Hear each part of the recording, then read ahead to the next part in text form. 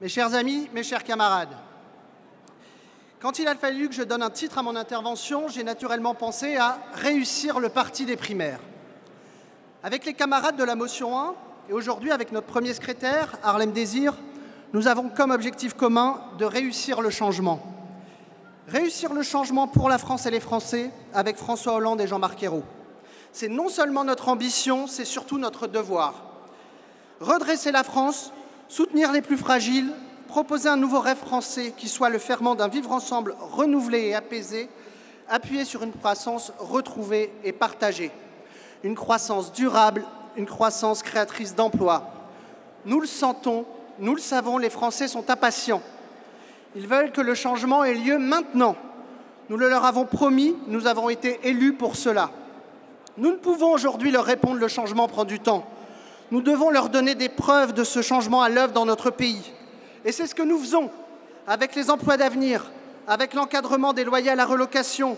C'est ce que nous faisons quand nous disons avec Arnaud Montebourg que l'industrie française doit vivre et vivra parce qu'elle est une composante de l'identité de la France, parce qu'elle est son avenir, parce qu'elle est source d'emploi. Oui, mes chers camarades, le changement est en œuvre, le changement est à l'œuvre. Et le Parti socialiste ne doit pas juste l'accompagner, il doit le devancer. Ce qui nous rassemble aussi, c'est la volonté de faire réussir la gauche après l'avoir fait gagner. Aujourd'hui, la droite, jamais en panne d'idées faussement progressistes, a inventé le déni d'héritage. À les entendre, ils ne seraient responsables de rien et ils voudraient dès aujourd'hui nous faire porter le bilan de leur politique, de 10 années de politique. Qui a par exemple, depuis un an, dans un but électoraliste, comme l'a d'ailleurs confessé François Fillon hier, remué ciel et terre pour différer les plans sociaux, abusant ainsi les salariés? Notre défi est double, mes chers camarades. Relancer la machine France, car la priorité du gouvernement, c'est de redresser notre économie et travailler à la réconciliation d'une société profondément divisée. Pour mener à bien cette tâche difficile, nous ne pourrons pas esquiver la rénovation. Deux possibilités s'offrent à nous aujourd'hui. Le choix de la facilité, il consisterait à retomber dans les vieux schémas, dans les vieilles pratiques, les congrès d'alcôve et de négociations tardives, où l'on parle équilibre plutôt que politique, où l'on se met d'accord sur des noms avant de se mettre d'accord sur des idées. Si nous succombons à cette tentation, alors ce congrès sera un congrès pour rien. Il reste un deuxième choix, faire de ce congrès le rendez-vous de la rénovation. Oublions les lendemains difficiles du congrès de Reims pour tourner définitivement la page. Martine Aubry nous a montré la voie. Harlem, nous te faisons confiance pour poursuivre. Le Parti socialiste a déjà franchi une première étape dans sa rénovation en réussissant la mise en place des primaires citoyennes. Je tiens à saluer ici Paul Aliès, qui a contribué activement à la mise en place de ce processus. Je pense aussi, et vous le comprendrez aisément, à Olivier Ferrand. Les primaires et leurs 3 millions d'électeurs qui se sont déplacés pour désigner nos candidats, où sont-elles? Nos concitoyens ont apprécié cet effort de transparence, ces idées nouvelles. Poursuivons donc.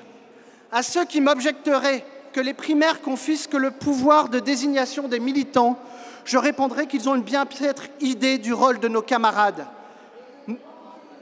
Nous touchons là une des priorités et nécessités de la rénovation, replacer les militants au cœur de la vie de notre parti.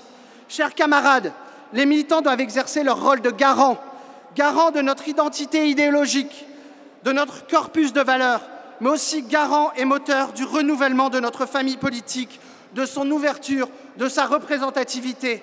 Les militants ont voté à plus de 71% pour le non-cumul des mandats dès 2012. Pourquoi reculerions-nous aujourd'hui? Nous, militants, vivons par et pour le débat d'idées. Le débat est notre sève, ce qui permet aux idées d'éclore. Jamais les socialistes n'ont gagné 2 élections législatives de suite. C'est grâce aux militants et aux partis de masse que nous appelons de nos vœux que nous réussirons à démentir cette fatalité. Merci. Le rêve français, voulu par le président de la République, ne s'arrêtera pas aux 60 propositions de notre programme. Il faudra qu'ensemble, nous réfléchissions à l'étape d'après. Cette étape, chers camarades, s'appuiera sur votre mobilisation et vos travaux. C'est vous qui en serez les architectes. Les décisions ne pourront plus être prises dans un entre-soi parisien. Tout doit venir de vous. Nous aurons besoin de vos idées, nous aurons besoin de vos rêves. Merci.